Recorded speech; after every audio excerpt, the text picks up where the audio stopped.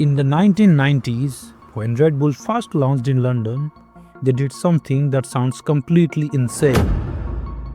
They didn't buy billboard ads, they didn't run TV commercials. Instead, they hired people to secretly cross thousands of empty Red Bull cans and throw them into public trash bins outside popular nightclubs. Why?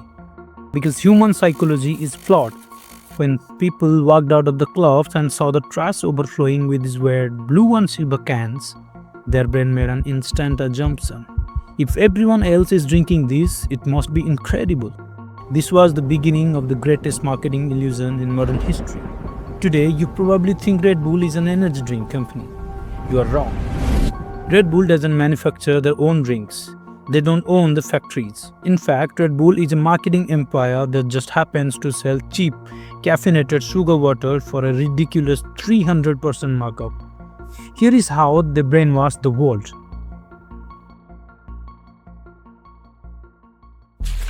Let's talk about the price. Why does a tiny can of Red Bull cost significantly more than a massive bottle of Coca-Cola? The ingredients inside Red Bull, sugar, water, caffeine and taurine, cost literally pennies to produce.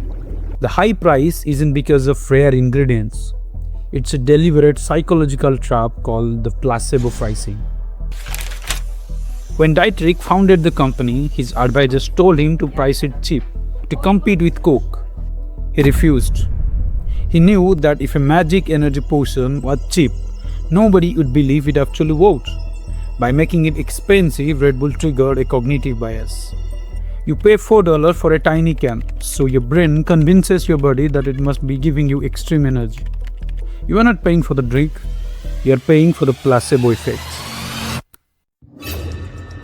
But here is the darkest secret. The Austrian billionaire who gets the credit for Red Bull did not even invent it. In 1982, an Austrian marketing executive named Dietrich Mateschitz traveled to Thailand for a business trip. Exhausted from severe jet lag, he stumbled upon a local syrup drink. This drink wasn't made for billionaires or athletes. It was created in 1976 by a Thai entrepreneur named Chaleo Yuvidya, specifically for Thai truck drivers, farmers, and factory workers to keep them awake during brutal long shifts. The drink was called Creating Dying, which translates to Red Gore, a powerful wild bovine, or as we know it, Red Bull. It was sweet, uncarbonated, and sold in a cheap brown glass bottle. Mateschitz drank it. His jet lag vanished, and his brain saw a $1 billion loophole. He realized that if he added carbonation to this blue collar truck drink, reduced the sweetness, and repackaged it in a sleek silver and blue can, he could sell it to wealthy Western college students for 10 times the price.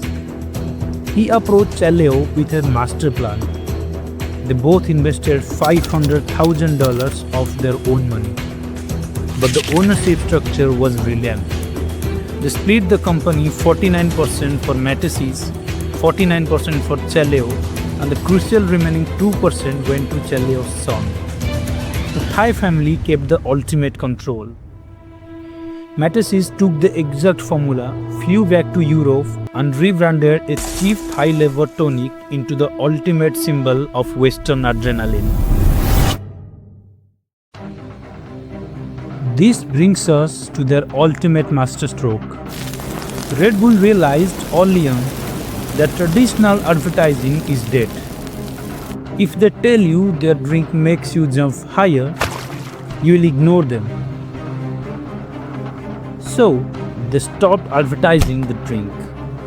Instead, they bought adrenaline.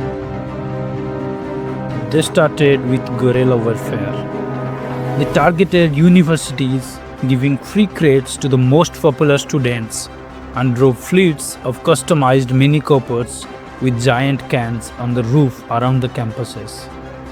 They made the brand look like an exclusive rebellious cult. Then they scaled up. They did not just sponsor extreme sports, they bought them entirely. Formula One teams, cliff diving championships, And the ultimate stunt, the Stratos space jump.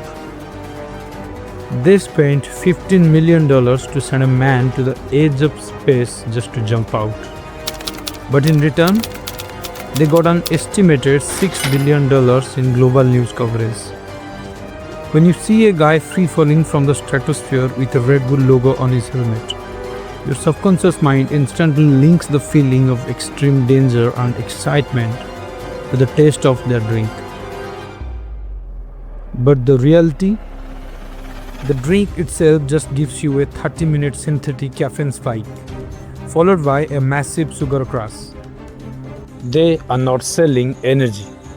They are selling the feeling of being a god, packaged in a $4 aluminum can. By 2014, Red Bull's marketing illusion had become so massive that reality finally had to intervene. A man named Benjamin decided to do something unprecedented. He sued them. His claim? He had been drinking Red Bull for 10 years and it never gave him wings. More specifically, it didn't improve his physical performance or intellectual focus any more than a cheap cup of coffee. The Red Bull didn't fight to the bitter end. They quietly settled the class action lawsuit for $13 million. To the public, it looked like a massive penalty. But to Red Bull, $13 million is what they spent on a single extreme sports stunt. It was just a tiny marketing expense to keep the machine running. But this lawsuit forced the world to finally look inside the $4 silver can. Let's break down the magic formula they stole from Thailand. It is nothing but carbonated water, 27 grams of processed sugar and 80 milligrams of synthetic caffeine. That's it. There is no magic. There are no wings. When you drink it, you ain't actually gaining energy. Scientifically, caffeine only blocks the adenosine receptors in your brain. You are simply borrowing energy from your future self with heavy interest. And when the sugar crush hits, the debt is collected. Dietrich Mateschitz, the man who stole a trucker's tonic and repackaged it, didn't sell a beverage. He sold a psychological construct. He bottled adrenaline, slapped a red logo on it, and convinced the entire Western world to pay a premium for their own illusion. So, the next time you crack open a cold can and you hear that fizz, ask yourself, are you actually tired? Or did the system just convince you that you are? Welcome to The Real Construct. Subscribe if you are ready to see the world as it is.